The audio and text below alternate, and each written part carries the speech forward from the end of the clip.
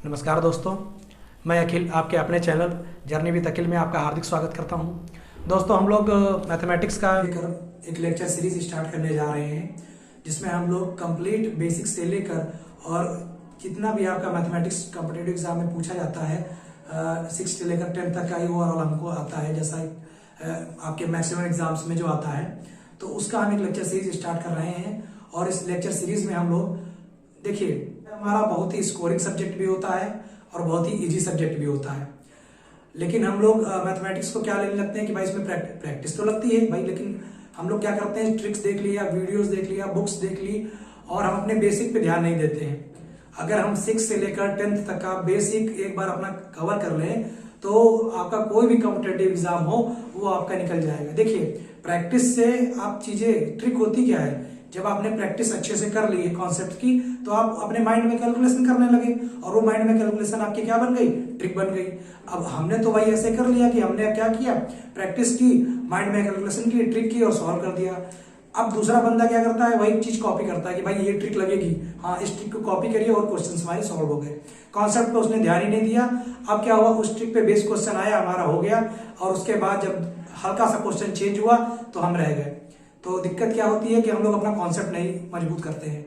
Math बहुत ही easy subject है और बहुत ही स्कोरिंग सब्जेक्ट है। आप यकीन मानिए, जो मैंने लेक्चर सीरीज स्टार्ट की, देखिए क्या लिखा हुआ है, mathematics power series lecture 1, let's make it easy. Power series को हम क्यों बोल रहे हैं, क्योंकि अगर आपको मैथ आ गया, कोई भी कॉम्पिटिटिव एग्जाम तैयारी करने, मैथ में कमजोर होने का केवल एक मात्र रीजन है, कॉन्सेप्ट को बेसिक से ना समझना। ठीक है जी, आपको कुछ नहीं करना है, जो आप पढ़कर आए हैं। अगर आप कॉम्पिटिटिव एग्जाम से तैयारी कर रहे हैं तो 6 से 10 तक की तो पढ़ाई करके ही आए थे, जो आप भूल चुके हैं। आपको एक बार बस वही हमें रिकॉल कराना है। हम आपको 6 से लेकर 10th क्लास तक की मैथ्स का जो मैथ्स दी गई है एनसीईआरटी में, एज इट इज सारा आपको रिवाइज कराएंगे। और यकीन मानिए, इसके बाद भी आप ये जो आपकी परीक्षाएं आने वाली हैं, यूपीएसआई हो गई, या आपकी लेखपाल हो गया, या आपका अभी यूपी बीएड में एंट्रेंस एग्जाम में मैथ्स आती है, या सुपर टेट या टीचिंग जॉब्स में जहां भी मैथ आती है, वहां हर परीक्षाओं में आप केवल इन बेसिक कॉन्सेप्ट से ही आप मैथ करना सीख जाओगे। अगर आपको बेसिक का मैथ आ गया तो आप कहीं भी खड़े हो सकते हो। ट्रिक से क्या होता है, ठीक है जी, तो सिंपल सी बात है, आप पहले अपने क्या करिए, बेसिक्स को स्ट्रॉन्ग करिए। बेसिक स्ट्रॉन्ग हो गया, आप कैलकुलेशन ओवरऑल करने लगे, वही ट्रिक बन गई और मैथ आपको आ गई। ठीक है, सिंपल सा फंडा, सिंपल सा रूल है। तो हम लोग क्या करेंगे, हम जो ये लेक्चर सीरीज स्टार्ट किए हैं, पावर लेक्चर सीरीज, इसमें आपको पावर कैसे मिलेगी, तो भाई इसमें पावर मिलेगी हमारे घर में ही, हमारे पिछले ही जो हमने स्टडी की थी वहीं से। ना हमें कहीं कोचिंग जानी है, ना हमें कोई स्टैंडर्ड बुक फॉलो करनी है। हमने जो पीछे क्लास में अपनी स्टडी की थी 6 से 10 तक की, हमें बस वही बुक्स को एक बार रिवीजन करना है और उसके बाद हमें मैथ्स आने लगेगा। मैथमेटिक्स पावर की इस सीरीज को हम लोग स्टार्ट करते हैं और इस आपके अंदर मैथ्स का पावर फिल करते हैं। ठीक है, मैथ्स को इजी बनाते हैं। तो चलिए जर्नी स्टार्ट करते हैं।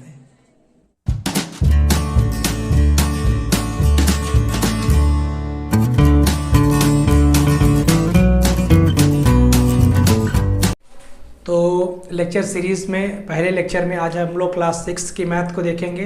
क्लास 6 का मैथ का चैप्टर नंबर 1 जो है वो आपका नंबर सिस्टम से है। तो नंबर सिस्टम को हम लोग बिल्कुल बेसिक से समझेंगे। तो चलिए पहले एक बार समरी देख लीजिए कि हमें पहले आप देख लीजिए हमें चैप्टर में क्या क्या पढ़ना है।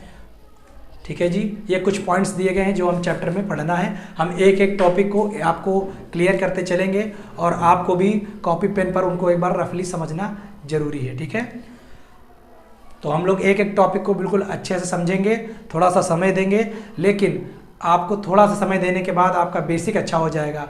और अगर आपका एक बार बेसिक अच्छा हो गया तो आपको मैथ्स आ जाएगी। ये डिपेंड नहीं करता कि आपने कितने साल छोड़े हो गए मैथ्स को। चीज़ें बहुत आसान हैं, लेकिन एक बार समझने के बाद आपको, एक बार इस लेक्चर सीरीज देखने के बाद आपको हर बार थोड़ा सा प्रैक्टिस पर समय जरूर देना है। और बिल्कुल बेसिक सी चीज़ें हैं जो हम लोग अपने क्लास में करके आए थे, तो आपको टाइम भी नहीं लगने वाला है और जल्दी जल्दी रिकॉल करते चलेंगे सारी चीज़ें। ठीक है, लेकिन तो चलिए स्टार्ट करते हैं। सबसे पहला टॉपिक आपका क्या दिया गया है, इंट्रोडक्शन दिया गया है। तो नंबर सिस्टम के बारे में अगर आप छोटा सा इंट्रो हम आपको दें तो भाई नंबर जो हमारे होते हैं, आपको सिंपल सी बताएं तो सबसे पहले हमारी प्राकृतिक संख्याएं बनी थी, जो हमने सबसे पहले अडॉप्ट किया था मैथमेटिक्स में। वो हमारी क्या थी, नेचुरल नंबर थे, प्राकृतिक संख्याएं थी, जो 1 2 3 4 5 6 7 8 ऐसे करते करते इन्फानाइट तक गई थी। उसके बाद जो नंबर आए उनको हमने बोला होल नंबर, जो कहते हैं पूर्ण संख्या, ठीक है। उसमें हमने प्राकृतिक संख्याओं में केवल 0 को जोड़ दिया। इसके बाद जो हमारी संख्याएं आई वो आई इंटीजर्स, जिनको हम लोग पूर्णांक बोलते हैं। मतलब इसमें हम लोग प्राकृतिक संख्याओं को तो लेते ही हैं, उनके प्लस और माइनस मतलब धन और ऋण दोनों अंकों को लेते हैं, जैसे प्लस का 2 माइनस का 2। इसके बाद हमारे संख्याएं जो आए वो आए आपके परिमेय संख्या, और उसके बाद जो संख्याएं आई अपरिमेय संख्याएं आई, और उसके बाद जो संख्याएं आई वो हमारी वास्तविक संख्याएं आई, और उनके बाद जो संख्याएं आई वो हमारी समृद्ध संख्याएं आई। तो ये हमारी संख्याएं कुछ थी, और सबके बारे में हम डिटेल से आगे चल के 6 से लेकर 8th क्लास में चैप्टर वाइज पढ़ते चलेंगे, ठीक है। तो अभी आप ये जानिए इंट्रो में इतना कि सबसे छोटा नंबर जो आपका स्टार्ट होते हैं वो नेचुरल नंबर होते हैं, और जो सबसे बड़ा नंबर जो आपका सेट होता है वो आपका कॉम्प्लेक्स नंबर का होता है, मतलब प्राकृतिक संख्याएं और समृद्ध संख्याएं, ठीक है जी। तो ये हमारा इंट्रो हो गया। अब इसमें पहली जो हेडिंग दी गई है वो दी गई है संख्याओं की तुलना। हमें संख्याएं दे दी जाएंगी और हमें उनकी तुलना की जाएगी, कंपेयर करना पड़ेगा कि कैसे कौन संख्या बड़ी है, कौन संख्या छोटी है, और उसको हम कैसे लिखेंगे। तो देखिए सबसे पहला जो आपका पॉइंट दिया गया है वो दिया गया है संख्याओं की तुलना करना। तो तुलना के लिए हमें 2 वर्ड सीखने हैं, अवरोही क्रम, आरोही क्रम। क्लास 5th में हमें दिया गया था, और उसके बाद 6 में तो अच्छे से समझ लीजिए, इसका रिकॉल नाम से ऐसा पता चल रहा है। आरोही क्रम और अवरोही क्रम, असेंडिंग ऑर्डर और डिसेंडिंग ऑर्डर इंग्लिश में बोलते हैं इसको। तो आरोही क्रम क्या होता है? अवरोही क्रम पहले दिया गया है। अवरोही मतलब ऊपर से नीचे आना, मतलब ज्यादा से कम होना, ठीक है। पहले बड़ा नंबर, फिर उससे छोटा, फिर उससे छोटा, फिर उससे छोटा। सिंपल सा डेफिनेशन है। अवरोही क्रम का मतलब होता है ऐसा क्रम जिसमें अगला वाला जो नंबर है वो पिछले वाले नंबर से क्या हो, हमेशा छोटा हो। मतलब अगर आप आगे बढ़ते जाएंगे तो नंबर में, डिजिट में, संख्याओं में क्या होगा, कमी आती जाएगी, वो छोटे होते जाएंगे। तो सिंपल सी डेफिनेशन है अवरोही क्रम की, घटते हुए क्रम में संख्याओं को लिखना। संख्याओं को क्या, किसी भी चीज को अगर आपसे कहा जाए कि अवरोही क्रम में रखिए, व्यवस्थित करिए, तो आपको उनके मान के घटते हुए क्रम में रखना है। अवरोही क्रम बिल्कुल सिंपल सा, उसी का अपोजिट कि आपको बढ़ते हुए मान के क्रम में रखना है, तो उसको हम लोग बोलते हैं आरोही क्रम। तो अवरोही क्रम में क्या बताया, संख्याओं को उनके घटते क्रम में रखना है, और आरोही क्रम में क्या बताया, संख्याओं को उनके बढ़ते हुए क्रम में रखना है। एग्जाम्पल हर एक पॉइंट का हम लोग छोटा सा एक एग्जाम्पल जरूर देखेंगे। ये चीज़ें हमें आती हैं, लेकिन एक बार हमें रिकॉल करना है, क्योंकि यही छोटी छोटी चीज़ें हमें क्वेश्चन में जब आ जाती हैं तो वो समस्याएं बड़ी बना देती हैं अगर हमें याद नहीं होती हैं। तो चलिए, अवरोही क्रम का मतलब मैंने क्या बताया सिंपल सा आपको, कि आपको क्या करना है, घटते क्रम में संख्याओं को लिखना है। और आरोही क्रम में का मतलब होता है बढ़ते क्रम में लिखना है, ठीक है जी। जैसे एक एग्जांपल है, इसके हम दोनों क्रम लिख देते हैं। पहले इसका हम क्रम लिख देते हैं अवरोही।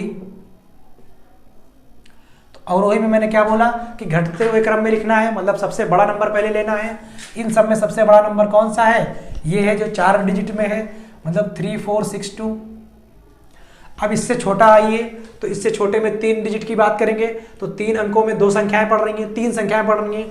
इन तीनों में सबसे बड़ी संख्या कौन सी है, जिसका सैकड़े का अंक सबसे बड़ा होगा, मतलब 532, तो फिर 3 अंक में ये आई।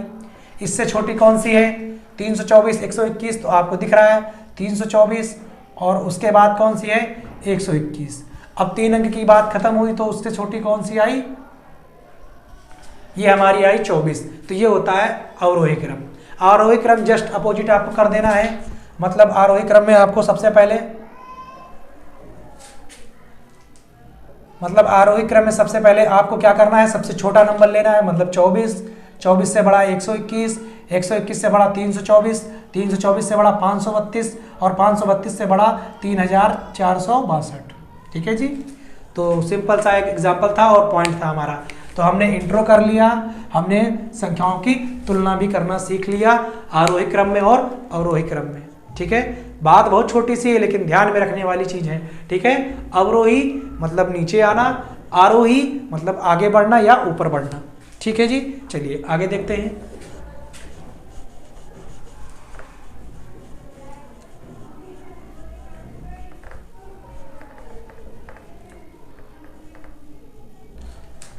तो अगला पॉइंट हमारा है 2.1 संख्याएं बनाना। आपको अंक दिए जाएंगे और क्वेश्चन में कहा जाएगा कि बिना पुनरावृत्ति किए, मतलब किसी भी डिजिट को आपको रिवाइज नहीं करना है, दोबारा नहीं रिपीट नहीं करना है, तो बिना आपको रिपीट किए जो संख्याओं को, अंकों को संख्याएं बनानी है। तो आप सबसे बड़ी संख्या कौन सी बनाएंगे ये बताना है। मतलब अगर आप इसमें ऐसे लिख देते हो कि भाई हमको तो ऐसे लिख दें 7 7 5 4 ऐसे लिख दें और कहें ये संख्या है, तो ये नहीं, हमें अंक रिपीट नहीं करने हैं। इनसे एक संख्या बनानी है जो सबसे बड़ी बने, इससे संख्या बनानी है जो सबसे बड़ी बने, और इससे संख्या बनानी है जो सबसे बड़ी बने, और उन फिर देखना है कि सबसे बड़ी संख्या क्या होगी। देखिए कैसे सीखते हैं। क्वेश्चन समझ में आ गया आपको क्या कह रहा है? आपको अंक दिए जाएंगे और बोला जाएगा उन अंकों से बनने वाली सबसे बड़ी संख्या बताइए। तो देखिए अगर इसमें हम देखें 4 अंक दिए हैं और इसमें सबसे बड़ी संख्या अगर बताएं तो 4 अंक का मतलब 4 अंकों की संख्याएं बनेगी, मतलब इकाई, दहाई, सैकड़ा और हजार, मतलब हजार वाले नंबर पे अगर हम सबसे बड़ा अंक रख दें तो संख्या भी सबसे बड़ी बनेगी। तो यहाँ पर हम बात क्या करेंगे? अवरोही क्रम का काम करेंगे। तो सबसे पहले आप किसको रखेंगे? जो सबसे बड़ा नंबर होगा आपका कि मतलब 8, उससे फिर छोटा 7, उससे छोटा फिर आपका 4 और उससे छोटा आपका 2। तो ये जो है 4 अंकों की, इन 4 अंकों की सबसे बड़ी संख्या है। ठीक है, 8742। अगर इसके बाद कोई और आप बनाना चाहते हैं, मान लीजिए किसी ने कहा कि नहीं हम तो 8 के बाद 4 रख देंगे, फिर 7 और 2 रख देंगे, क्या ये इससे बड़ी है? अगर आपने अवरोही क्रम को नहीं फॉलो किया, नहीं अवरोही क्रम में अगर आप नहीं चले, तो क्या ये बड़ी है? दिख रहा है भाई? नहीं ना। तो सिंपल सा है, बड़ी बनाने के लिए क्या करना है? हमें सबसे बड़े अंकों को सबसे पहले लिखना है, मतलब अवरोही क्रम में लिखना है। इसका सबसे बड़ा अंक बनाते हैं। अगर आप इसमें देखिए सबसे बड़ा अंक हमारा है 7, उससे बड़ा छोटा अंक है 5 और उससे 4 और सबसे छोटा है 0। तो ये हमारी 4 अंकों की यहाँ बन गई। इसी तरह आप 4 अंकों की यहाँ बनाएंगे तो 7 6 2 1 बनेगा। अब क्वेश्चन में कहा था कि जब बनेंगे इनमें भी सबसे बड़ा कौन है, तो आपको साफ साफ दिख रहा है कि ये वाली संख्या जो है ये सबसे बड़ी संख्या है। तो ये हमारा था संख्याएं बनाना। ठीक है जी, तो 2 पॉइंट हो गए। अब हम करेंगे अंकों का स्थानांतरण। तो अगली यूनिट है हमारी अंकों का स्थानांतरण। अगर हम किसी संख्या के अंकों को बदल देते हैं तो क्या परिणाम निकलता है? जैसे मान लीजिए हमारे पास कोई एक संख्या है 127 लिख दिया मैंने, और इनके अंकों को देखिए 7 कहाँ पर है? इकाई पर है, 2 कहाँ है? दहाई पर है, और 1 क्या है? सैकड़े पर है। अगर हम इनको ऐसे लिख दें, मान लीजिए दहाई पर हम 1 ले आते हैं, इकाई पर दहाई पर 2 ही रहने देते हैं और सैकड़े पर 7 दे देते हैं, तो जो नई संख्या बनेगी ये क्या होगी? ये पिछली संख्या से या तो बड़ी होगी या तो छोटी होगी। तो बस सिंपल सा कॉन्सेप्ट था कि अगर अंकों का स्थानांतरण करते हैं किसी संख्या में तो संख्या भी पूरी तरह से बदल जाती है। ठीक है, चलिए, तो ये तो आपका नॉर्मल सब पॉइंट था। इसके बाद का आपका पॉइंट इंपॉर्टेंट है और काफ़ी इंपॉर्टेंट है। TET, C TET, UP TET और टीचिंग्स में तो ये बहुत ही ज़्यादा पूछा जाने वाला क्वेश्चन है आपका। ठीक है जी, तो देखिए आराम से समझिएगा। संख्या 10,000 का प्रवेश, 10,000 संख्या कैसे बन रही है? तो देखिए आप जानते हैं, पहले ये लॉजिक समझिए। 9 में 1 जोड़ते हैं 10 बनता है, इसको हम लिख सकते हैं 10 गुणे 1। 99 में जब 1 जोड़ते हैं तो 100 बन जाता है, उसको हम लिख सकते हैं 10 गुणे 10। 999 में जब 1 जोड़ते हैं तो हमारा 1000 बन जाता है, जिसे हम 10 गुणे 100 लिख सकते हैं। अब अगर हम बात करें तो 9 है क्या? जो 9 है हमारी वो 1 अंक की सबसे बड़ी संख्या है, 1 अंक की सबसे बड़ी संख्या है, और उसमें हमने क्या जोड़ दिया? 1। तो अब जो संख्या बन गई वो कितने अंकों की हो गई? 2 अंकों की। और बात करें तो ये 2 अंकों में सबसे छोटी संख्या है। भाई 10 से बड़ा तो 11 होता है, और 10 से छोटा कोई 2 अंक का नंबर बना नहीं सकते आप। तो यहाँ से हमें ये दिख रहा है कि हमने 1 अंक की संख्या ली, जो यहाँ पर लिखा हुआ है देखिए, 1 अंक की सबसे बड़ी संख्या ली और उसमें हमने 1 जोड़ दिया, तो हमारी ये क्या हो गई? 2 अंकों की सबसे छोटी संख्या बन गई। सिमिलरली अगर हम 2 अंकों की सबसे बड़ी संख्या ले लें और उसमें 1 जोड़ दें तो हम देखते हैं कि 3 अंकों की जो है सबसे छोटी संख्या बन जाती है। इस तरह अगर आप 3 अंकों की लेंगे सबसे बड़ी संख्या और 1 जोड़ेंगे तो आपको 4 अंकों की सबसे छोटी एक संख्या मिल जाएगी। तो अब अगर हमें क्या निकालना है? हमें पाना है 5 अंकों की संख्या। अगर हम 10,000 की बात करें तो ये क्या है? 1 2 3 4 5, 5 अंकों की सबसे छोटी संख्या है। तो 5 अंकों की सबसे छोटी संख्या कब मिली होगी? जब हमने 4 अंकों की सबसे बड़ी संख्या ली होगी। तो 4 अंकों की सबसे बड़ी संख्या क्या होती है? 9,999। और जैसे ही हमने इसमें 1 जोड़ा तो हमें क्या मिल गया? 10,000। ठीक है जी, तो इस तरह कुछ 10,000 का प्रवेश हुआ। तो एग्जाम में आपसे क्वेश्चन कैसे पूछता है? आपसे सीधे दे दिया जाएगा, आपको मान लीजिए 100 दे दिया गया -1 करके, या आपसे बोल दिया गया इस तरह, तो आप 99 बोल ही देंगे। आपसे इस तरह कह दिया गया एग्जाम में कैसे क्वेश्चन बनता है, आपसे कह देगा कि भाई 3 अंकों की सबसे बड़ी संख्या से 4 अंकों की सबसे छोटी संख्या बनाइए और बताइए क्या होती है।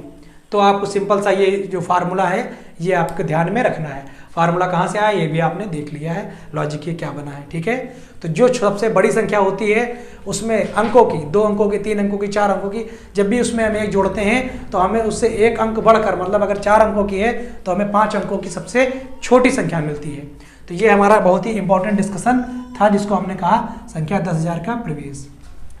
अब इसके बाद जो आपका आया टॉपिक, ये तो मोस्ट इंपॉर्टेंट टॉपिक है आपका, प्लेस वैल्यू जिसको स्थानीय मान कहते हैं, ठीक है। ये आपका तो ज़्यादातर परीक्षाओं में आपका मिल जाता है। और अगर आप यूपी बीएड की बात करिए, आप सीटेट की बात करिए, आप यूपी टेट की बात करिए या स्टेट की बात करिए, जहाँ पर आपका तो यहाँ पर उनसे बहुत ज़्यादा क्वेश्चन मिले हुए हैं। तो इस पॉइंट को बहुत अच्छे से समझिएगा, ठीक। तो अगला पॉइंट है हमारा स्थानीय मान। क्या होता है स्थानीय मान? अंक का स्थान के साथ मान। वो अंक हमारा जिस स्थान पे है, इकाई पे है, दहाई पे है, सैकड़े पे है, उसके साथ उसका मान जो होता है उस अंक का स्थानीय मान कहलाता है।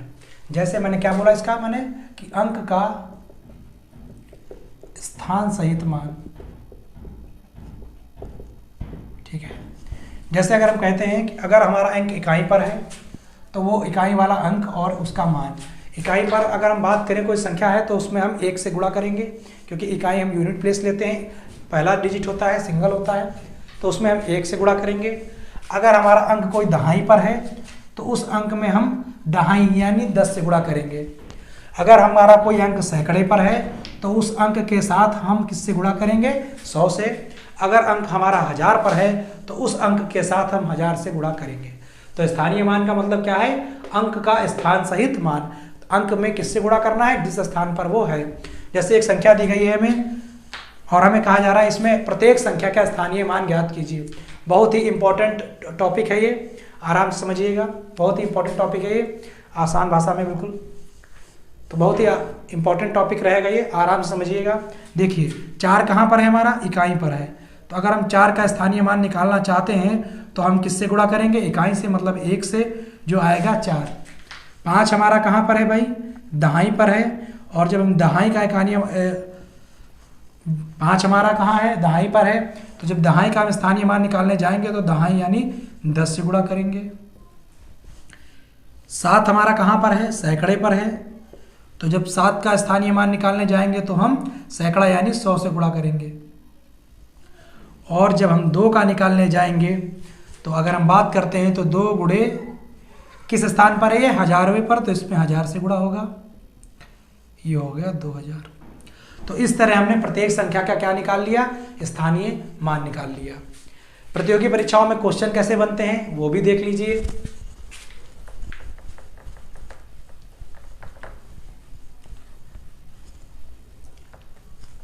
तो स्थानीय मान पर सबसे ज्यादा बनने वाला क्वेश्चन इस तरह है कि मान लीजिए अब 1 नंबर अभी यही लिए थे और 1 नंबर हम ले लेते हैं, मान लीजिए ऐसा कुछ। अब हम कहते हैं कि जो पहला संख्या हमने ली थी, पहली संख्या में 7 का स्थानीय मान, 7 के स्थानीय मान, और दूसरी संख्या में 4 के स्थानीय मान।